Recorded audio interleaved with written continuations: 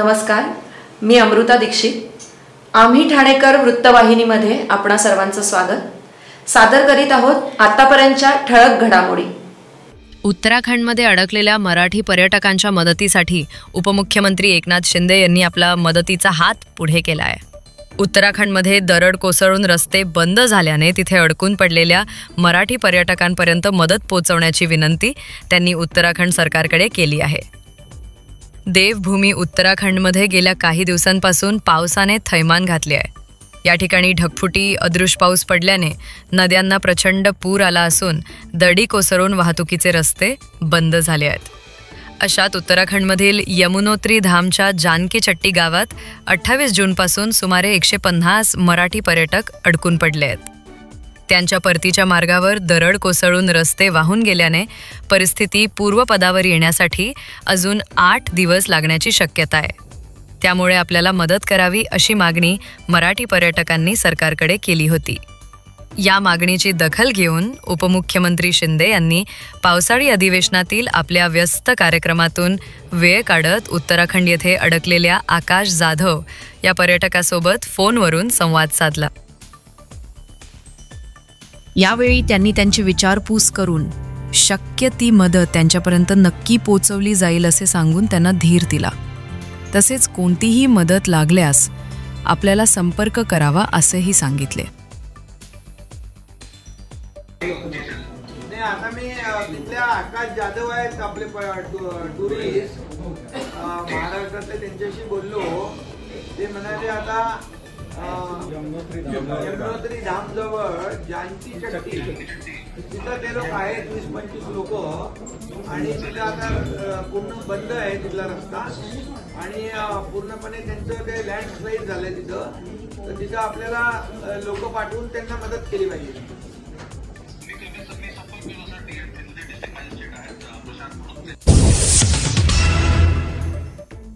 नवी मुंबईतील विविध नागरी समस्यांवरून मनसे चांगलीच आक्रमक झाली आहे। आज तुर्भे विभागातील विविध नागरी समस्यांसंदर्भात मनसेतर्फे थेट मनपा मुख्यालयावर भव्य मोर्चा काढण्यात आला होता। तुर्भे स्टोअर येथे पादचारी पूल व्हावा, तुर्भेमधील डम्पिंग ग्राउंडवरील अतिक्रमण हटवा अशा विविध मागण्यांसाठी मनपा मुख्यालयावर हा मोर्चा काढण्यात आला। यावेळी मनसे कार्यकर्त्यांनी आयुक्तांच्या दालनाबाहेर ठिय्या आंदोलन करत पादचारी पुलाची मागणी मान्य होईपर्यंत उठणार नसल्याची भूमिका घेतली। आम्ही काय इथं काय चहा प्यायला आयुक्तांकडे आलेलो नाही। विषय खूप गंभीर आहे, आणि विषय इतका गंभीर आहे की तुर्भ्यामध्ये वारंवार आज 4-5 वर्षापासून आमचा विभागाध्यक्ष आंदोलन करतोय। तिथं उपोषण केले, त्या व्यक्तीने का केलं म्हणून काय त्यांच्या घरच्यासाठी लाडासाठी नाही केले, पण निवळ हे मृत्युमुखी पडतात। रोज त्यांच्या एरियामधून कोणाचे वडील आहेत, कुणाची आई आहे, कुणाचा भाऊ आहे, असे लोक मृत्युमुखी पडतात। आणि ब्रिज होणार आहे, हा ब्रिज बी 4 वर्ष झाला नाही। त्याच्यामुळे या राग आणि रोष आहे आमच्या चंद्रकांत दरवेळेला इथं डालनात येतो, महापालिकेत येतो, आयुक्त अभियंताला भेटले पण उत्तर बरोबर भेटलं नाही। आयुक्तांनी बी मध्ये काय सांगितलं की 8 महिन्या अगोदर की आम्ही देतो म्हणून स्कायवॉक, पण यांनी दिलेला नाहीये। आणि त्याच्यामुळं हा राग कुठेतरी आज ही कितीतरी मोठी जनता तुर्भे स्टोअरची मार्केटला येते, मार्केटमधून परत पलीकडे जाते। तर हे कुठेतरी आयुक्त आणि आयुक्तांच्या खालची टीम ही कुठेतरी ठेकेदाराच्या नावाखाली 24-25 कोटीचं काम त्या ब्रिजचं आज 50 कोटीवर नेले। म्हणजे निवळ या ठेकेदारांसाठी महापालिका जन्माला आलेली, ही जनतेसाठी जन्माला आलेली नाही असा माझा आरोप आहे। म्हणून माझं असं म्हणणं आयुक्तांनी आता तरी पादचारी पूल जर तुम्ही देणार आहे तो देत नसत्याल तर आम्ही इथून उठणार नाही। महानगरपालिकेच्या मुख्यालयातील उपहारगृहात निर्माण होणाऱ्या ओल्या कचऱ्याचे मुख्यालयाच्या आवारातच खत तयार करण्याचा प्रकल्प सुरू करण्यात आला आहे।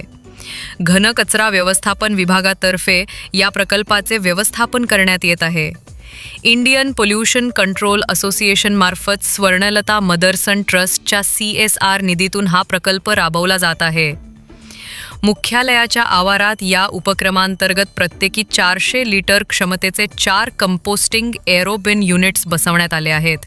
या यंत्रणेची देखरेख आणि दररोजची निगा घनकचरा विभागाचे कर्मचारी आणि उपहारगृहातील कर्मचारी समन्वयाने करीत असल्याची माहिती आरोग्य अधिकारी डॉक्टर राणी शिंदे यांनी दिली आहे। कचरा निर्माण होणाऱ्या आवारातच कचऱ्याचे वर्गीकरण व व्यवस्थापन शक्य असल्याचे दाखवून देणारा हा उपक्रम आहे, असेही त्यांनी सांगितले।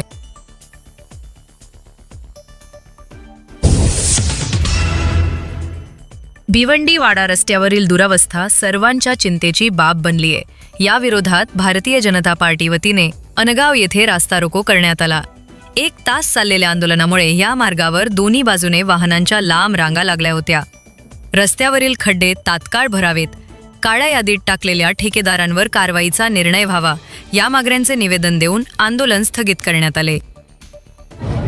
नक्कीच आपण बघितलं तर आज या सर्व भिवंडी तालुक्यामध्ये चर्चा होते की केंद्रामध्ये भारतीय जनता पार्टीची सत्ता आहे, राज्यामध्ये भारतीय जनता पार्टीची सत्ता आहे आणि आज या आंदोलनाची वेळ भारतीय जनता पार्टीला का आली।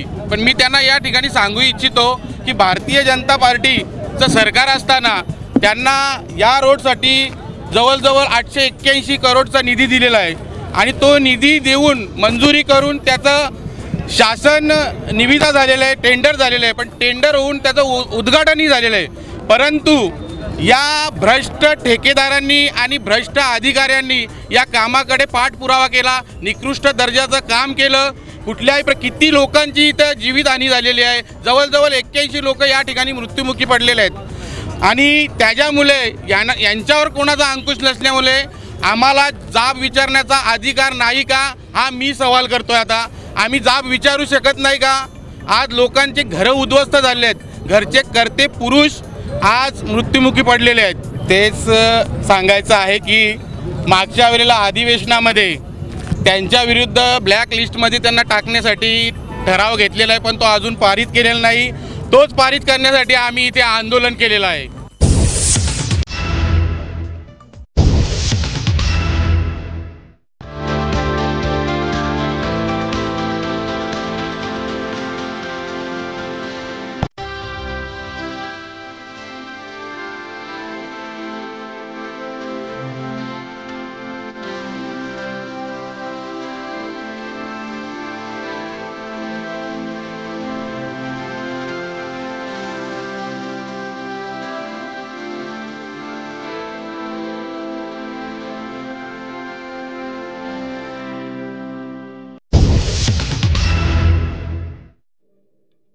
ठाणे महानगरपालिकेचे मालमत्ता कर म्हणजेच प्रॉपर्टी टॅक्स भरण्याचे आवाहन।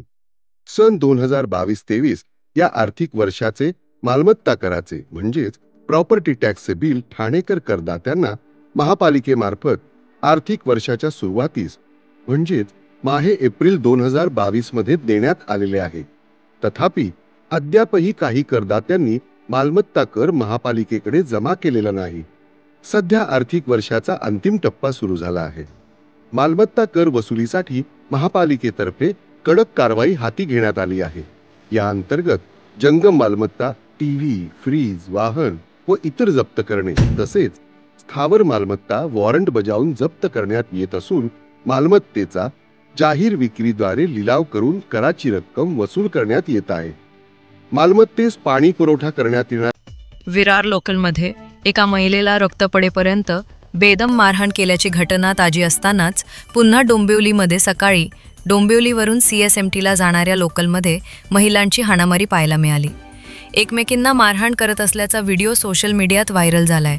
सकाळी आसनगाव येथून फास्ट लोकल ही डोंबिवली स्टेशनमध्ये आली असताना महिला डब्यात चढणे कठीण होत असल्याने नेहमी भांडण होतात।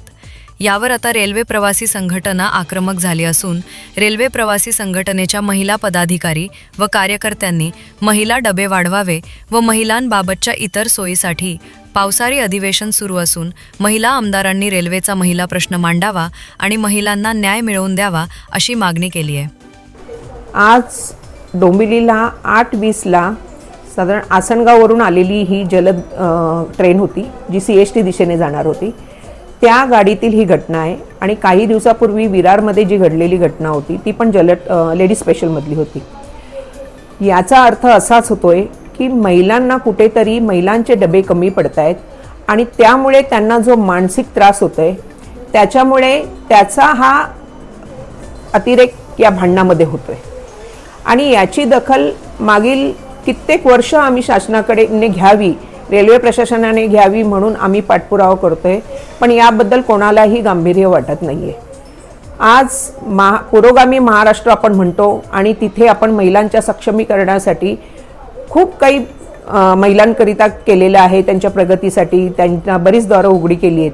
पण त्यांच्या प्रवासासाठी की त्यांचा सुखद नाही पण सुरक्षित प्रवास होईल रेल्वेचा, याच्यासाठी कुठेही काहीही सोयीसुविधा दिलेल्या नाही आहेत. आजपासून आपल्या विधानमंडळाचं अधिवेशन सुरू आहे. त्या अधिवेशनामध्ये ज्या महिला आमदार आहेत, आमच्या उपसभापती आहेत, त्यांनी तरी यांची दखल घ्यावी तात्काळ आणि याच्यावरती प्रश्न उपस्थित करून या महिलांना न्याय मिळवून देण्यासाठी मदत करावी. अन्यथा अशा याच्यावरती व्हिडिओवरती बाईट देणं, अशा भांडणावरती बाईट देणं हे भूषणावं नाही आहे आमच्यासाठी. विराटच्या घटनेमध्ये महिलांनी काही संताप व्यक्त केला होता, काय नेमकं केलं होतं? काही महिलांनी असं सांग की आमच्या अशा घटना ज्या बातम्यांमध्ये दाखवल्या जात आहेत किंवा व्हायरल केले जात आहेत, त्याच्यामुळे आमची चूक नसताना पण म्हणजे समाज माध्यमातून ह्याला जी प्रसिद्धी मिळते आणि त्याच्यामुळे आमचे मित्र मैत्रिणी नातेवाईक जे बघतात आणि त्याच्यावरती आम्हाला प्रश्न उपस्थित करतात, त्याची आम्हाला लाज वाटते. आणि मला खरंच असं म्हणायचं की अशा घटना ज्या होत आहेत त्या पुन्हा घडू नये याच्यासाठी आपल्या सगळ्यांकडून प्रयत्न करणे खूप आवश्यक आहे. ठाणे बेलापूर रोडवर ठाण्याच्या दिशेने जाताना सकाळी 6:30च्या दरम्यान जिओ फ्लायओव्हरवर चढताना ट्रकचा भीषण अपघात झाला. यावेळी मोठ्या प्रमाणात वाहतूक कोंडी झाली होती. ही वाहतूक कोंडी घणसोली स्टेशन ते व्हाईट हाऊसपर्यंत होती. त्यामुळे वाहन चालकांना त्रास सहन करावा लागला आहे.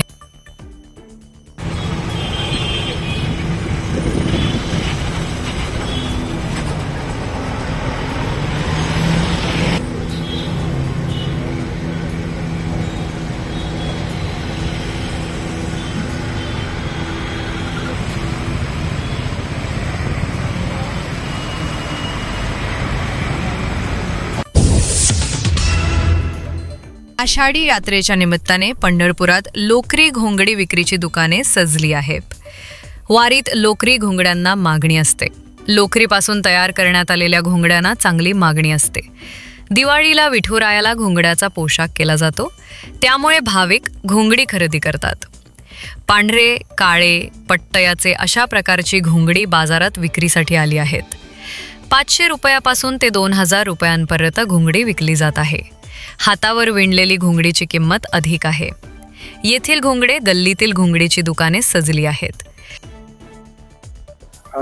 माझं नाव अमोल कृष्णा उराडे. घोंगडी गल्ली दुकान आहे घोंगड्याचं आणि घोंगडी ही प्रसिद्ध घोंगडी आहे. कारण का वारकरी लोकांना पूजाला अर्चाला ज्याला घोंगडीचाच मान आणि कीर्तनाला जे महाराज मंडळी कीर्तन करतात ती कीर्तनासाठी पायाखाली जी घोंगडी असते ते त्याला मान आहे घोंगडीला आणि अंतरा पांघरा दोन्ही उपयोगी येते. आणि आषाढी वारी थोडी आता जवळ आली आहे. 6 तारखेला एखादच आहे. थोडं जरा लोकसंख्या कमी आहे, लोक पेरण्यामुळे थोडं गुंतले. सुरुवातीला पाऊस झाला जूनच्या आठवड्यात पहिल्या, त्यामुळे लोक थोडी जरा कमी आहेत. पण आता पेरण्या करून लोक येतील. घोंगड्याचा मान हा प्रत्येक वारकरी हा घोंगडी घेतल्याशिवाय राहत नाही. त्याच्या घरी प्रत्येक घरी एक ना एक वारकरी घरी घोंगडा आहेच. आणि विशेष म्हणजे आमच्या पंढरीच्या पांडुरंगाला की दसऱ्याला आणि दीपावलीला घोंगडे हे पांघरून त्याचा पोशाख करतात. धनगरी पेटा, धनगरी काठी आणि विठुरायाला ती पोशाख इतका सुंदर दिसतो की कल्पनेच्या बाहेर. आणि घोंगड्या प्रकार आमच्याकडे 5-6 प्रकार आहेत. ते काळे घोंगडे आहे, पट्ट्याची घोंगडी आहे, काळी घोंगडी आहे, कसरी, त्यात लहान हलकं भारी सगळे येते त्याच्यात. ते आमच्या 10-12 लाखापर्यंत उलाढाल होते.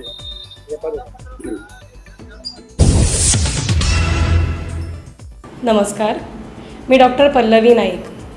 ठाण्याची सगळ्यात धावलेली गोष्ट म्हणजे ठाणे शहर नवीन संकल्पनांना दाद देणारं शहर. Bharatanatyam therapy for mentally challenged children असा आगळावेगळा विषयही ठाणे शहराने पटकन समजून घेतला आणि इकडच्या सर्व संस्थांनी मला या कामात सहकार्य केलं. माझ्यासारख्या नवनिर्मितीची ओढ असलेल्या कलाकारांची कला ठाण्यात खुलते, रंगते आणि वाढतेही. आणि म्हणूनच रसिक प्रेक्षक असलेल्या या शहरात कलेला, सृजनशीलतेला अधिक वाव आहे असं वाटतं. म्हणूनच मला ठाणे शहराचा सार्थ अभिमान आहे. आम्ही ठाणेकर.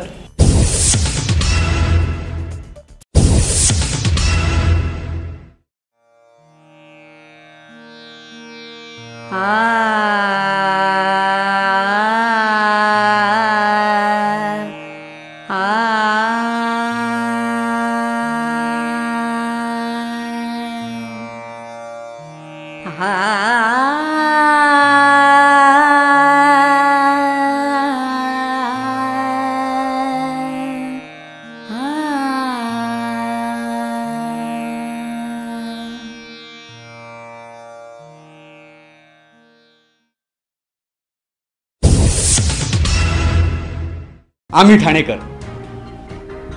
आम्ही ठाणेकर. आम्ही ठाणेकर. आम्ही ठाणेकर. होय, ठाण्याचा मला अभिमान आहे आणि होय आम्ही ठाणेकर.